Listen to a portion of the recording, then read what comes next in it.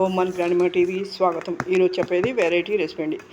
వీటిని ఇక్కడ తెలంగాణలో దొరుకుతాయి. వీటిని ఎక్కువగా ఎగ్ ప్లాంట్ అంటారు, ఎక్కువ యూజ్ చేస్తూ వండుతూ ఉంటారండి. అలాగే దీనికి 4 ఉల్లిపాయలు, 4 చిన్నవి టమాటాలు తీసుకోండి, కొద్దిగా కొత్తిమీర, అలాగే 4-5 వెల్లుల్లి రెబ్బలు కూడా తీసుకోవాలి. ముందుగా ఈ కాయను 1-2 సార్లు కడిగి తర్వాత ఒక బౌల్లో నీళ్ళు పోసుకుని, అవి మునిగేంత వరకు నీళ్ళు పోసుకుని వాటిలో ఉప్పు, పసుపు వేసుకుని సార్. దీని మూలం ఏంటంటే మనం కట్ చేసి వేసినప్పుడు నల్లబడకుండాను కండ్రక్కకుండా ఉంటాయండి. ఈ కాయన్ని గోయలాగా నాటుపెట్టుకుని కట్ చేసుకోవాలి. మధ్యలో పురుగులు ఉంటాయి, చెక్ చేసుకోండి, చూసుకుని జాగ్రత్తగా వేసుకోవాలి. వేసుకుని వీటన్నింటినీ రెడీ చేసుకోవాలి. చేసుకున్న తర్వాత ఈ ఉల్లిపాయ టమాటా కూడా బాగా చక్కగా చిన్న ముక్కలుగా కట్ చేసుకుని రెడీ చేసుకోవాలి.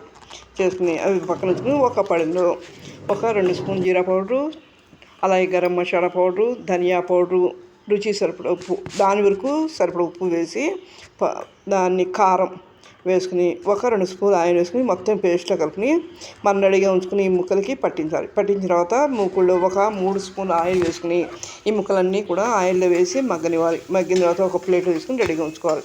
తర్వాత అదే బాండిలో 2-3 స్పూన్ల ఆయిల్ వేసుకుని వెల్లుల్లిపాయలు, అలాగే ఈ వెల్లుల్లి రెబ్బలు కట్ చేసుకుని అదిను ఉల్లిపాయ ముక్కలు పచ్చివాసన వరకు వేయించుకుని తర్వాత టమాటా వేసుకుని దానికి రుచికి సరిపడ ఉప్పు, పసుపు, అలాగే కారం వేసుకుని అడికి పైకి కలుపుకొని, అంటే పిల్లల్ని తినేదాన్ని చూసి వేసుకోండి. చిన్నపిల్లలు ఉంటే కొద్దిగా తినలేరు.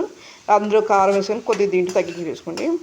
వేసుకుని బాగా ఈ పచ్చివాసన బాగా మగ్గనివ్వాలి. సిమ్లో పెట్టి ఒక 5 నిమిషాలు మగ్గిన తర్వాత దాంట్లో మనం ఈ పేస్ట్ రాసి మగ్గించిన ఈ ముక్కలను కూడా పైన వేసుకుని బాగా అడికి పైకి కలుపుకొని, అంటే ముక్కలు ఇవి విడిపోకుండా చాలా జాగ్రత్తగా కలుపుకొని దాన్ని నీడపడడం పెట్టి మూత పెట్టి సిమ్లో పెట్టాలి.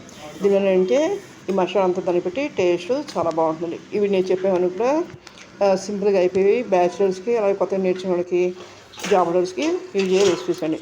మీరు కూడా ఒకసారి ట్రై చేయండి. అలాగే మీ ఫ్యామిలీ మెంబర్స్కి, మీ రిలేటివ్స్ కూడా షేర్ చేయండి. వాళ్ళని కామెంట్ చూసారు కదా, మూత తీసి చెక్ చేసుకుని ఉడికిన తర్వాత మళ్ళీ ఒకసారి చూసుకుని దానిపై కొత్తిమీర గార్నిష్. ఇది వేడివేడిగా చాలా సూపర్ వేస్తుంది.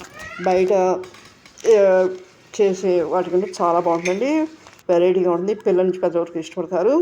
మీరు కూడా ఒకసారి ట్రై చేయండి. లైక్ చేయండి, షేర్ చేయండి, సబ్స్క్రైబ్ చేయండి. మరి న్యూస్కు కామెంట్